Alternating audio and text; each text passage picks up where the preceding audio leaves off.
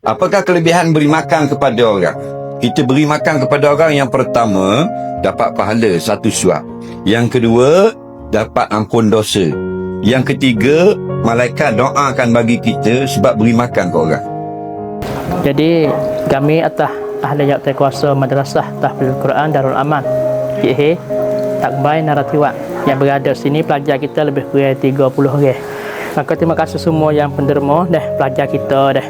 Alhamdulillah boleh mengaji, boleh makan gapo atas dasar tu 2, 3, 4 tahun dah. Terima kasih rombongan yang mari untuk bantu, untuk bagi pertolongan, bagi bantuan pada madrasah kami untuk kami dapat boleh ajarkan anak-anak kami dah sebagai pelajar tahfiz yang miskin, yatim yang ada sini.